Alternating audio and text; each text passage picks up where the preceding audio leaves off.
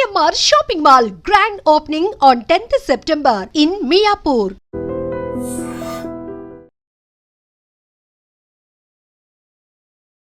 Hi hello నమస్తే welcome back to iDream media. ఇక ప్రపంచం మొత్తాన్ని భయపెట్టేద్దాం అనుకుంటున్న ట్రంప్ తన టారిఫ్ వార్ని ఇంకా కొనసాగిస్తున్నాడు. అండ్ రీసెంట్గా జరిగిన ఒక ప్రెస్ మీట్లో రష్యా మీద మీరు ఎటువంటి యాక్షన్ తీసుకోలేకపోతున్నారా, రష్యాని ఏం చేయలేరని అడిగితే ఎందుకు చేయలేము, ఇండియా మీద ట్యాక్స్ వేసాం కదా అని ఆన్సర్ ఇవ్వడం జరిగింది. వరల్డ్ మీడియా మొత్తం కూడా ఏంటి ట్రంప్ ఇలా మాట్లాడుతున్నాడు, అసలు బురుండే మాట్లాడుతున్నాడా, ఇలాంటి క్వశ్చన్స్ కూడా అందనమాట. సో దీనికి సంబంధించి తెలుసుకుందాం కొన్ని అప్డేట్స్ అనేవి certified financial planner Anil Kumar Bachchu గారితో. నమస్కారం సార్. నమస్తే. ట్రంప్ టారిఫ్స్ క్లియర్గా మన ఆడియన్స్కి ఒక వ్యూ పాయింట్ ఇద్దాము. ట్రంప్ అనే పర్సన్ తన కంట్రీలోకి ఎవరైనా ఇంపోర్ట్ చేసుకోవాలి అంటే, ఎవరైనా బయట కంట్రీ వాళ్ళు ఎక్స్పోర్ట్ చేస్తుంటే తను ఇంపోర్ట్ చేసుకుంటుంటే దాని మీద ఒక సెటెన్ టారిఫ్ వేస్తూ ఉన్నాడు. అది భారం అనేది ఎండ్ యూజర్ అయిన తన అమెరికన్స్ మీద పడుతుంది. సో అది కొనొచ్చు కొనకపోవచ్చు. ఇన్ కేస్ అది నిత్యావసర వస్తువు అయితే, ఫార్మా ప్రొడక్ట్స్ ఇండియా ఎక్కువ ఎక్స్పోర్ట్ చేసేది, అవి నిత్యావసర వస్తువులే డెఫినెట్లీ. అంటే అక్కడ మ్యాక్సిమం చచ్చినా తప్పదు అనుకునేటట్టు కొనాల్సిన వస్తువు ఉంటే అది ఫార్మా మెడిసిన్ అయితే ఇండియాకి ఇచ్చే నష్టం అనేది పెద్దగా కనిపించట్లే. ఇనిషియల్గా అయితే బిజినెస్ ఏమన్నా ఇక్కడ ఎక్స్పోర్టర్కి ఇబ్బంది అయ్యి ఉండొచ్చేమో కానీ, బట్ తను ప్రపంచం మొత్తానికి ఏం చాటి చెప్పాలనుకుంటున్నాడు, తన కంట్రీ పీపుల్ని బాధ పెడుతూ వేరే కంట్రీస్తోనూ ఇలాగా ఫ్రెండ్షిప్ పాడు చేసుకుంటూ ఏం సాధిద్దాం అనుకుంటున్నాడు, అసలు ఎందుకు ఇలా చేస్తున్నాడు? ఒక ఫైనాన్షియల్ ప్లానర్గా మీరు చెప్పండి, ఏమంటారు? సో ఫస్ట్ థింగ్, తన ఇంటెన్షన్స్ ప్రభుత్వంలోకి వచ్చినప్పుడు, లాస్ట్ ఇయర్ వచ్చినప్పుడు ఏంటంటే, ఏ కంట్రీతో అయితే ట్రేడ్ డెఫిసిట్ ఎక్కువ ఉందో ఆ కంట్రీస్ మీద నేను టారిఫ్ వేసేసి ఆ డెఫిసిట్ని పూడుస్తాను, అంటే డెఫిసిట్ లేకుండా చేస్తాను అనేది తను చెప్పి గెలిచి వచ్చాడు. అంతవరకు బాగానే ఉంది, దట్ ఈస్ గుడ్. బట్ ఏంటంటే అక్కడే లాజిక్ ఎక్కడ పోయింది మధ్యలో ఏంటంటే, అందరికీ ఒకే రకమైన రూల్స్ లేవు. సో మొదలు అందరి మీద స్ట్రిక్ట్గా ఒక నంబర్ పెట్టేశాడు. ఎగ్జాంపుల్ మనకి ఫస్ట్ 25% అన్నాడు, అది ఆగస్టు 7th మొన్న స్టార్ట్ అయిపోయింది. అట్లా ప్రతి కంట్రీ మీద ఇంత పర్సెంటేజ్ ఇంటర్ పర్సెంటేజ్. దానికి ఓన్లీ లాజిక్ ఏంటంటే, మనం చార్జ్ చేస్తున్న దాంట్లో ఇంత పర్సెంటేజ్ ఆర్ మనకు కంట్రీకి వాళ్ళకి మధ్యలో ఉన్న గ్యాప్ ఏదుందో అది నింపడానికి ట్రై చేశాడు. కానీ ఏంటంటే అన్ని కంట్రీస్ ఒకే రకంగా రెస్పాండ్ అవ్వలేదు. చైనా ఏం చెప్పింది, నువ్వు అలా చేస్తావా అలా అని చెప్పేసి మేము మీకు కొన్ని ఏవైతే రేర్ ఎర్త్ మెటల్స్ ఉన్నాయో వాటిని ఆపేశారు, ఎక్స్పోర్ట్ ఆపేస్తాము, మ్యాగ్నెట్స్ ఆపేస్తాము, ఇవి ఆపేస్తామని భయపెట్టేశారు. ఇమ్మీడియట్గా లొంగిపోయాడు. అక్కడ అడిషనల్ టారిఫ్స్ అంటూ ఏమీ లేవు.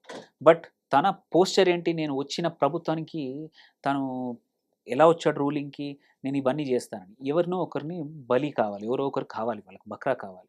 సో దానికి ఏమైంది, ఇంకొక వైపు నుంచి ఏంటంటే అటు రష్యా తన మాట వినట్లేదు, ఇంకోవైపు యూరోపియన్స్ వినట్లేదు, అండ్ ఉక్రెయిన్ కూడా వినట్లేదు. సో ఎవరూ మాట వినట్లేదు. ఎవరి లేకపోతే మధ్యలో మనము, అండ్ ఇంకొకటి మనకేంటి, మనది ఏ కారణం చూపించి చేస్తున్నారు, మనము రష్యా నుంచి ఆయిల్ కొనడం వల్ల ఆ ఆయిల్ డబ్బులు అనేది రష్యా యుద్ధానికి వాడుతుంది యుక్రెయిన్ మీద అని వాళ్ళ అనే మాట. దానివల్ల ఉక్రెయిన్లో చనిపోతున్నారు అంటున్నారు. ఫస్ట్ థింగ్, మనము ఆయిల్ కొనమని లాస్ట్ ఇయర్ ఎంకరేజ్ చేసిందే అమెరికా ప్రభుత్వం.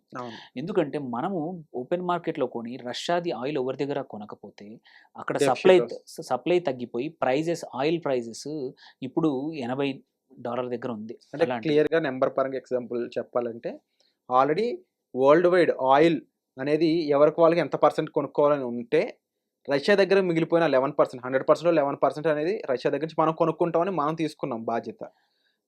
ఇన్ కేస్ మనం అది కొన్నట్లయితే ఇండియాకు 11% కావాలి. అది మళ్ళీ ఓపెన్ మార్కెట్కి వెళ్ళుంటే ప్రైజెస్ డిమాండ్ పెరిగింది కాబట్టి $120 ఒక్కొక్క బ్యారెల్కి వచ్చేది.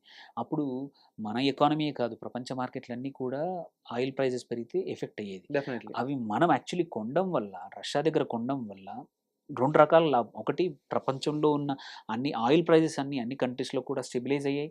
సెకండ్, మనకేంటంటే డిస్కౌంటెడ్ రూపంలో, బికాస్ ఇది కూడా వచ్చిన ఆయిల్ కూడా శాంక్షన్ ప్రైస్లో వచ్చింది, ఓపెన్ మార్కెట్ ప్రైస్ ఇవ్వలేదు మనం రష్యాకి. రష్యాకి ఇప్పుడు సపోజ్ మార్కెట్లో $80 దగ్గర అమెరికా అమ్ముతుంటే మనం $80 దగ్గర రష్యా దగ్గర కొనలేదు, $60 దగ్గర కొన్నాం. సో మనకి ఏంటంటే ఒక $15 నుంచి $20 బిలియన్ అడిషనల్ సేవింగ్ జరిగింది రష్యా దగ్గర కొనడం వల్ల. సో మన ఎకానమీ కూడా అందుకే చూసుకుంటే మన ఇన్ఫ్లేషన్ పెరగలేదు. అమెరికాలో గానీ, వేరే కంట్రీస్‌లో ఈ టైంలో ఇన్ఫ్లేషన్ పెరిగింది. ఎందుకంటే మన ప్రైజెస్ కంట్రోల్‌గా ఉన్నాయి. సేమ్ ప్రైజెస్ ఉన్నాయి. అది ఒకవైపు. దాంతో పాటు మనతో పాటే అటు యూరోపియన్ నేషన్స్ కానీ, మనకన్నా ఎక్కువ ఆయిల్ కొంటుంది చైనా, రష్యా దగ్గర. వాళ్ళ మీద ఎటువంటి ఏం వేయలేడు. ఎందుకంటే భయం అక్కడ వాళ్ళంటే. అటు యూరోపియన్స్ వాళ్ళ ఫ్రెండ్స్. బట్ మనము న్యూట్రల్‌గా ఉండేసరికి అంతా వచ్చి అంటే మన మీద బ్లేమ్ చేయడానికి ట్రై చేస్తున్నారు.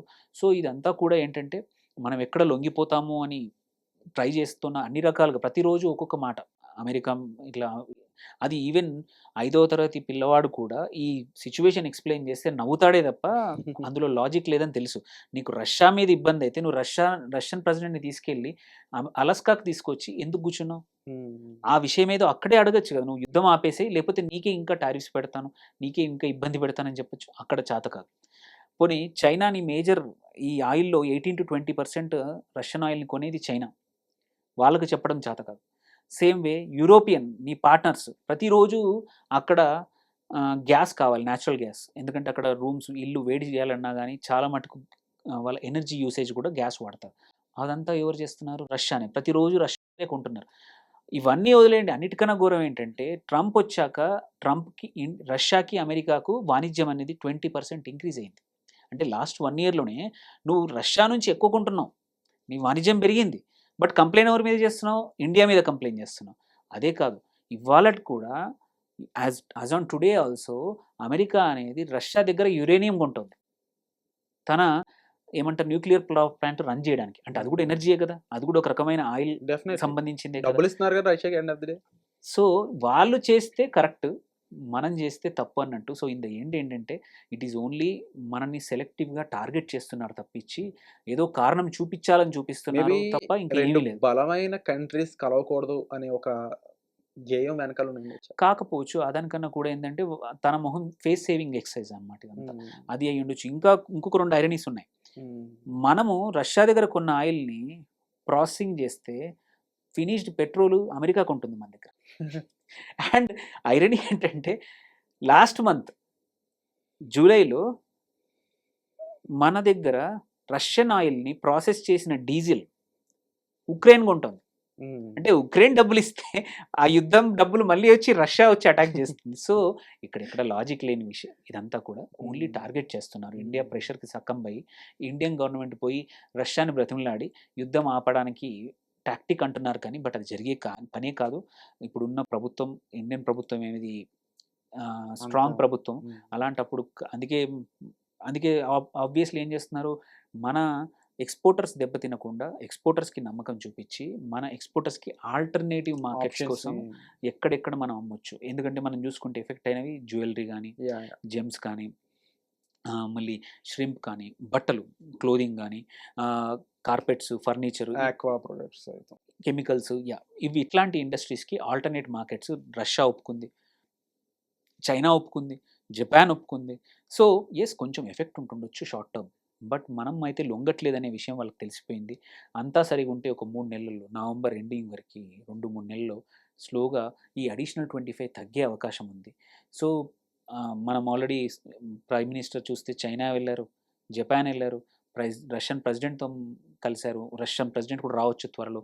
సో, ఇవన్నీ ఇండైరెక్ట్‌గా చెప్తున్నాయంటే మీ భయం మా దగ్గర పనికిరాదు. అండ్ మీరన్న ఫస్ట్ వీడియో మొదట్లో అనుకున్నాం ఫార్మా. ఇప్పటికైతే ఫార్మాకి ఎటువంటి టారిఫ్స్ లేవు. హ్మ్. ఫార్మాకి కానీ అది చూడండి అది ఇంకొక డూప్లిసిటీ అంటే ఇంకొక 2 నాలుకల ధోరణి ఏంటంటే వాళ్ళకు అవసరం వచ్చిన రోజువారీ ఎమర్జెన్సీ ఐటెమ్స్ అయిన ఫార్మా మీద ఎటువంటి టారిఫ్స్ వేయలేదు. అట్లాగే వాళ్ళకు కంపల్సరీ వాడాల్సిన mobile phones, electronics, semiconductor chips, defence కోసం వాడే మేజర్ ఐటెమ్స్ ఇండియా నుంచి ఏవైతే వెళ్తున్నాయో కొన్ని, వాటి మీద కూడా ఎటువంటి అడిషనల్ టారిఫ్స్ వేయలేదు. అంటే ఇట్స్ జస్ట్ 2 నాలుకల ధోరణి. ఎటువంటి లాజిక్ లేదు. ఇది యాక్చువల్లీ అందరికీ తెలిసిపోతా ఉంది. సో, ఎక్స్‌పోజ్ అవుతా ఉన్నారు. పోను ఈవెన్ అమెరికన్ ప్రజలు కూడా ఏవైతే మన దగ్గర నుంచి వెళ్ళే ఐటెమ్స్ మన దగ్గరే కాదు ఈ టారిఫ్ అనేది అన్ని కంట్రీస్ మీద కూడా వేశారు. డిఫరెంట్ మనకన్నా కొంచెం తక్కువ. మనమే హైయెస్ట్. ఎందుకంటే 25+25 ఇది కూడా మన మొత్తం ఎక్స్‌పోర్ట్ బాస్కెట్‌లో ఒక 60% వరకు మాత్రం. ఇది డెఫినెట్‌లీ అమెరికన్ ఎక్స్‌పోర్ట్స్. యూఎస్ వేరే కంట్రీస్‌లో ఇండియాను దెబ్బతీద్దాం అనుకునే ఒక ఫూలిష్ బిలీఫ్ నుంచి బయట రావడానికి ఇండియా సరైన సమాధానం ఇచ్చిందనేది అనిపిస్తుంది. పక్కా. అండ్ డెఫినెట్‌లీ ఇంకా లేటెస్ట్ అప్డేట్స్ కోసం అయితే వేచి చూడాలి. బట్ రష్యా, చైనా, ఇండియా ఈ ట్రియో అనేది చాలా పవర్ఫుల్ గా మారుతుందని అనిపిస్తుంది. సో వాళ్ళు ఒక 10 సంవత్సరాల నుంచి అమెరికన్ ప్రభుత్వాలు, ఒకటి కాదు మల్టిపుల్ ప్రభుత్వాలు ఇన్వెస్ట్ చేసిన టైము, ఎనర్జీ, మనీ కూడా ఏది అమెరికాకి దగ్గరలో అంటే ఇండియాకు దగ్గర తీసుకురావడం, ఇండియాని అటు చైనాకు దూరంగా ఉంచడానికి పడ్డ కష్టం అంతా ట్రంప్ ఒక 1 or 2 మంత్స్‌లో మొత్తం వైప్ ఔట్ చేసేసాడు. యాక్చువల్ ట్రంప్ వెళ్ళాలనుకుంటున్నా, ఆయన మన ఫ్రెండ్ అని అర్థం చేసుకోవాలి. ఇండైరెక్ట్‌లీ మనకు ఒక రకంగా మంచిదే. ఎందుకంటే మనకు అటు చైనా, ఇటు రష్యా, మళ్ళీ మనకేంటో ఇంకొకటి ఏంటంటే ఎప్పుడైనా ఇలాగే నష్టపోతామనేది మనకు తెలిసొచ్చింది. ఇంతకుముందు కూడా చైనా యూఎస్ఏ ఇలాగే మనని బిట్రేయల్ చేసింది. అవసరానికి గన్స్ ఇస్తారు, బట్ అవసరానికి సప్లై చేయరు, సర్వీస్ ఇవ్వరు. అవసరానికి ఏదన్నా ఎక్విప్మెంట్ ఇస్తారు, బట్ మన అవసరం యుద్ధం వచ్చినప్పుడు యూజ్ చేయనివ్వరు. సో అలాంటి పరిస్థితి నుంచి కాకుండా మనకు రిలయబుల్ పార్ట్నర్స్ అయిన రష్యా కానీ, ఇప్పుడు చైనాతో ఫ్రెండ్షిప్ అది అంత మంచిది కాకపోవచ్చు, బట్ risky, అట్లీస్ట్ but అవసరం. అవసరం. సో మనకేంటంటే దీనివల్ల ఆత్మనిర్భర్ భారత్ ఏదైతే అంటున్నారో చాలా సెక్టర్‌లో మనం సెల్ఫ్ రిలయన్స్ మాత్రం వస్తుంది. మనము ఆల్టర్‌నేట్ మార్కెట్స్ చూసుకుంటాం. ఇది ఒక రకంగా మనకి మన కాళ్ళ మీద ఇంకా బెటర్ నిలబడడానికి, మన ఎక్స్‌పోర్టర్స్ ఒక దేశం మీద దయాదాక్షిణ్యాలపైన నిలబడకుండా 4 మార్కెట్స్ చూడడానికి ఇది ఎక్స్‌పోర్టర్స్ కూడా మంచి అవకాశం. ఎక్స్పోర్టర్స్ తో పాటు సెల్ఫ్ సస్టైన్ అవడానికి కూడా మనకి కాస్త టైం దొరికినట్లు అవుతుందని చెప్పేసి అందరూ అండ్ అంటున్నారు. కొన్ని ప్రొడక్ట్స్ జీఎస్టీ తగ్గడం వల్ల డొమెస్టిక్ కన్జంప్షన్ పెరిగితే Definitely. ఎక్స్‌పోర్టర్స్ కూడా కొంచెం బెనిఫిట్ అవుతుంది.